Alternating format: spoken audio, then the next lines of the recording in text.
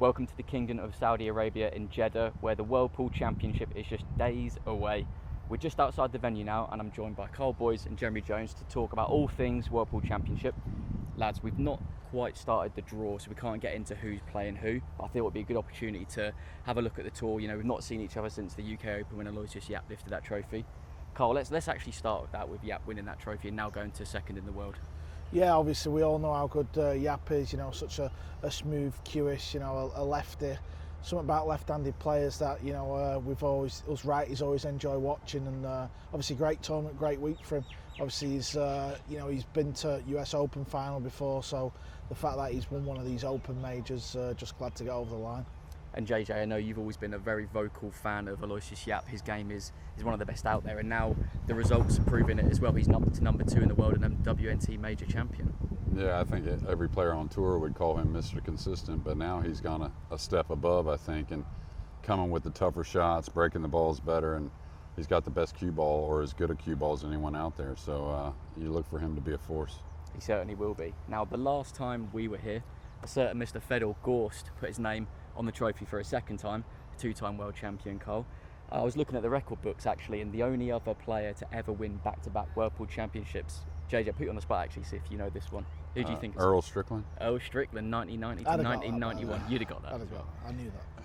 How do you fancy Fedor's chances of doing what only the great Earl Strickland's done? Yeah, I think there's not many players who probably could do that. You know, obviously if you win it, obviously to come back and try and you know keep hold of the trophy, very, very difficult. But if there's one man in the field who can do it, you would probably say it's Fedor Gorst. He's obviously just lost in the final in Dubai, so he's come over to this side of the world, get himself ready, get himself prepared.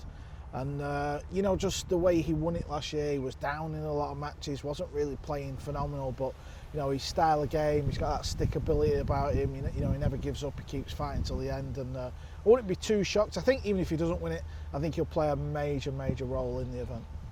JJ, your thoughts on Fedor's chances? Yeah, well, Karl covered a lot of it, but what I really like to see this year is how the tournament goes for him compared to last year, and does he mind having some of those close ones looking back at what happened last year? You know, you almost want a few of those, especially we talk about it as commentators. This guy's had an easy road. What if it's 8-8 for all this money? And I think Fedor Gorst holds up in all those situations. And a guy that you touched on there who followed a similar path to Fedor last year, reached the semi-finals, got pushed close in his first round match, and another namestay on the World 9-Ball Tour now is Johan Chua, who beat Fedor in the final in Dubai just a few days ago.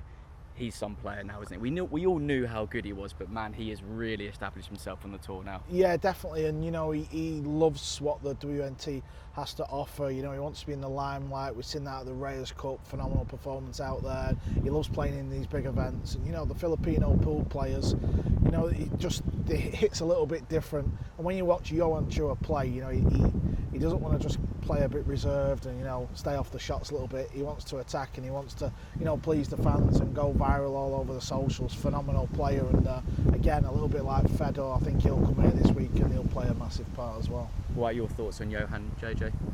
Yeah, well, we talk about a lot of players all the time that, hey, if they go out and play these events, their game's going to get better and they're going to have results. Well, he's a little different. He's one we talked about in the same setting, but we were saying if he gets out there, he goes to top 10 in the world, now even higher than that, and he's a threat at every event. And now the prize money's bigger, the stakes are up. Do you feel like now that we're in Saudi, we've got the historic $1 million prize fund, it's taken that pressure to a different level that world champs didn't have before? Yeah, I think obviously, you know, the season's been a little bit slow. We've had a couple of open events, Premier League pool, obviously some of the smaller events, if you like, but this one here, when they know even just, you know, qualifying for the last 64, they're getting some decent prize money, and you know, round by round, you know, you see the money going up, and you know, if someone can get to the final, then obviously go on and win it. You know, we're not just talking about yeah, they've won $250,000 for a pool player. You know, it's massive money. You know, it's not just a world title, and obviously you want to win the world title, but you know, there's not many pool players out there that are, you know, millionaires, but you know, winning 250 for a pool player, that just take a lot of pressure, not obviously off pool and the tour, but just their life in general. And you know, walking around the arena, it's not finished yet, obviously the bill's still going ahead, and you know, it's not just $1 million up for grabs. The arena was, you know, set up brilliant. The players' lounge for the players was awesome. So you know, it's just awesome to be here, and obviously we're not too far away from witnessing the event again. And it was a historic way to kick off this partnership with the Kingdom of Saudi Arabia, the Saudi Snooker and Billiards Federation, and the Ministry of Sport here at the Kingdom, JJ. But that final, that lived up to everything and more, wasn't it?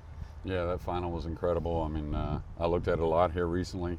I'm sure that had a lot to do with y'all putting things out there, but you know, we felt bad for Kachi, whoever was going to lose that, but I think they could both go away saying it was one of the best World 9-Ball finals ever. And especially thinking about what you said with Fedor Gorst, his second title, but almost had to be reminded just because of the last setting the World 9-Ball Championship was in for many years, didn't give enough credit, and now this one's gone over the top. So. And just a moment of reflection, the player that he played in that 2019 final that he won, the great Changen Lynn.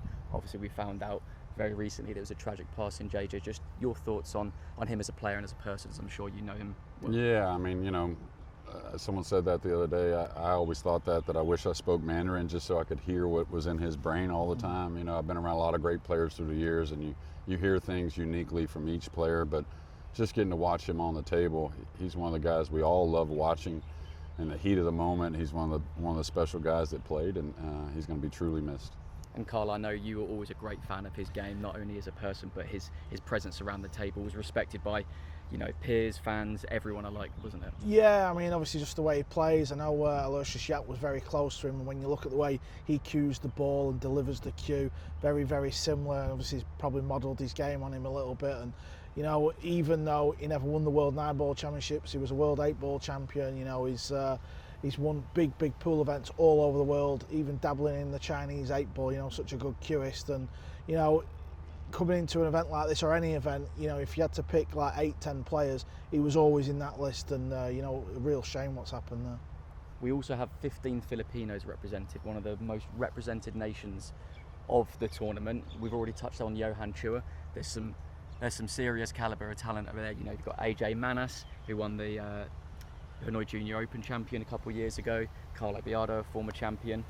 Just how much would it mean for another Filipino to get their hands on that world title? Oh, obviously, you know, we're talking about the 250k in the Philippines is, you know, that's a decent amount, right? And Retired. Yeah, retired. and you know, obviously, we've had some, you know, obviously Efren Reyes has won it before, and you know, Karl Obiado, you know, some real quality players from the Philippines, but you know, having 15 here, and not like sort of undercover players, if you like, but a few players that even me and Jeremy were looking through the list saying, oh, do you know this guy's name? Oh, I'm not sure, but you know, when they come and they play, they're going to be in with a shout, and I wouldn't be surprised come the end of the week if we've got one of these Filipinos in the final, because you know, 15 Filipinos, one of them is going to go real deep.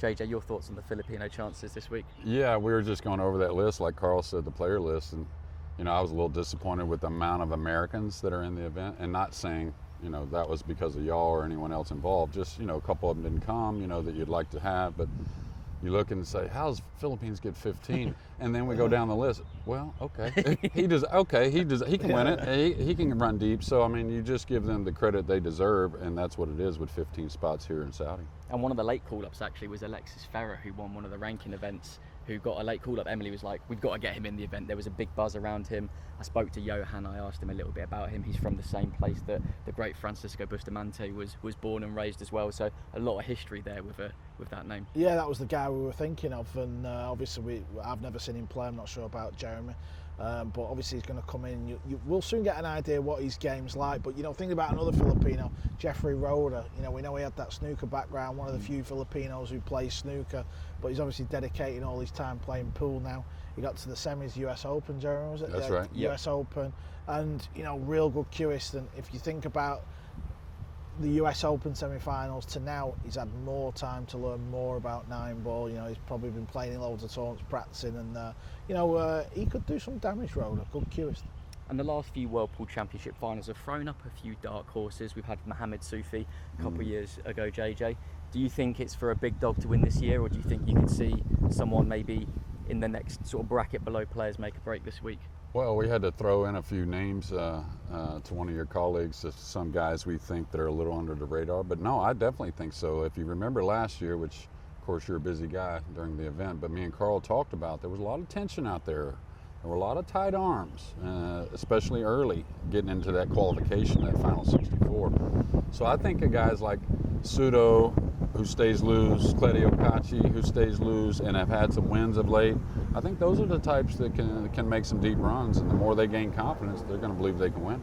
And of course, as part of this partnership, we have federation players submitted by the Saudi Snooker Billiards Federation, 12 Saudi wildcards playing. We've seen the great Khalid Al Ghamdi, who's come through the junior ranks and come through Karl.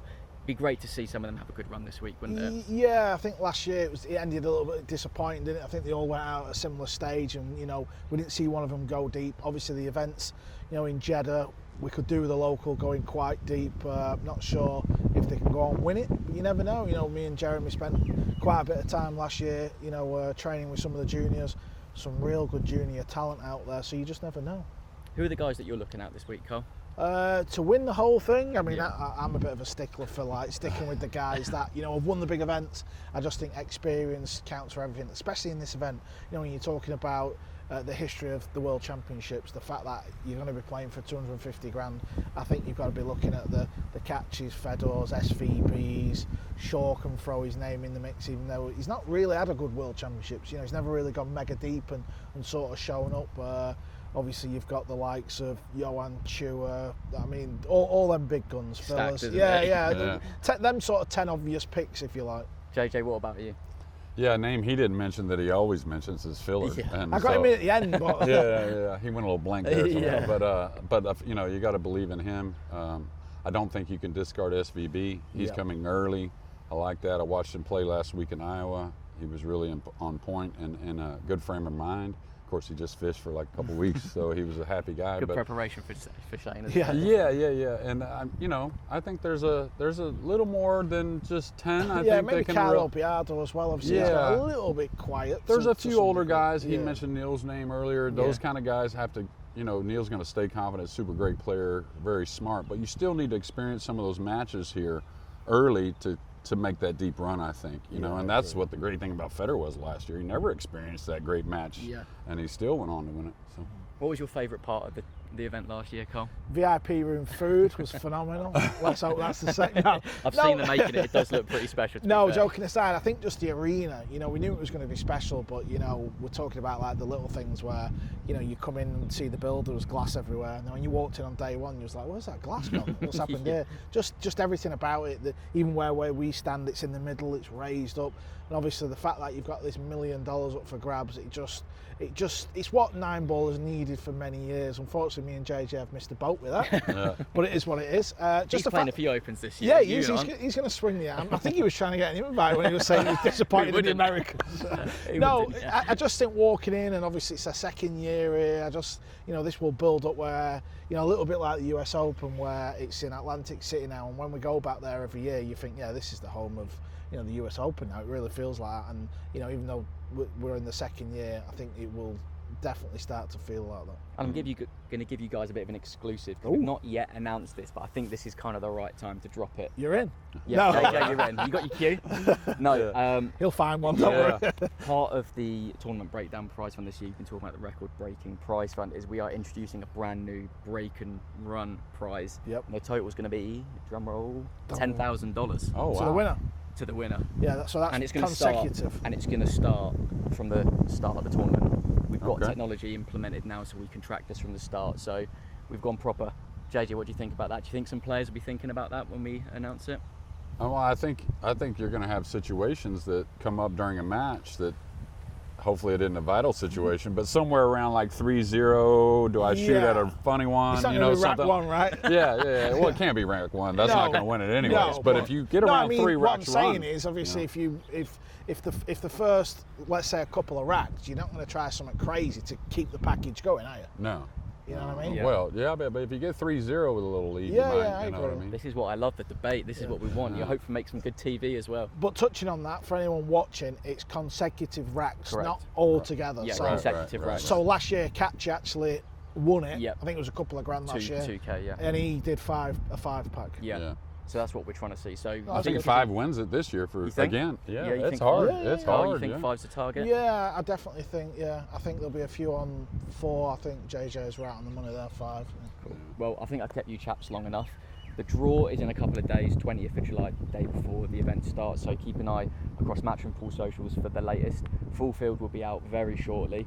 And play starts from the 21st of July, guys. I cannot wait. Full broadcast details will be on the Matchroom Pool website. We're bringing you 4 tables this year, 3 on WNT TV, 2 exclusive territories, 1 on YouTube for free.